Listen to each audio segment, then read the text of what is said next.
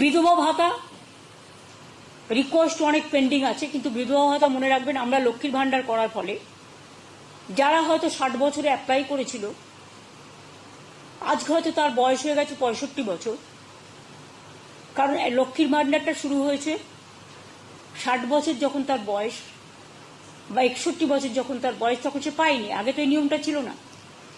এখন যেহেতু নিয়মটা করে দেওয়া হয়েছে সারা জীবন পাবে, কাজে সেই বিধবারা কিন্তু এর আন্ডারে চলে আসছেন।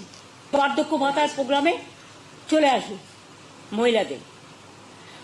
তা সত্ত্বেও 43,900 জন স্বামীহারা মহিলাকে বিধবা ভাতা নতুন করে দেওয়া হচ্ছে ডিসেম্বর মাস থেকে। এর ফলে রাজ্য জুড়ে 20,32,000-এরও বেশি স্বামীহারা মহিলা বিধবা ভাতা অলরেডি পান। তাছাড়াও আরো 43,900 জন পাবেন নতুন করে।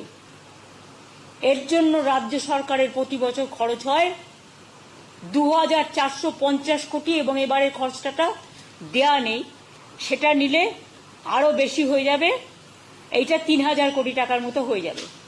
অর্থাৎ বিধবা ভাতাও নতুন করে পাবেন ডিসেম্বরে আরো 43,000 যারা নাম লিখিয়েছেন। বাদ বাকি আরো যারা থাকবেন, কাউকে আমরা লক্ষ্মীর ভান্ডারে অ্যাডজাস্ট করব, কাউকে সংখ্যালঘু দপ্তর আছে, ওদের একটা প্রোগ্রাম আছে, কারো ট্রাইবেল ডিপার্টমেন্ট আছে। এটা আমি পুরো সার্ভে করে দেখে আস্তে আস্তে আস্তে আস্তে টেক কেয়ার করব।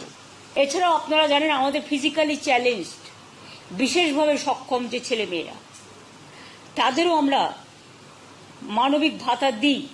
আগামী ডিসেম্বর মাস থেকে আরো 19,000-এরও বেশি বিশেষভাবে সক্ষম মানুষকে মানবিক ভাতা দেয়া হবে।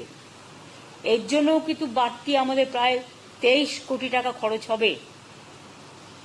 এখনই রাজ্য জুড়ে 7,50,000-এর বেশি বিশেষভাবে সক্ষম মানুষ মানবিক ভাতা পাচ্ছেন, যা প্রায় 900 কোটি টাকা ব্যয় করে বছরে।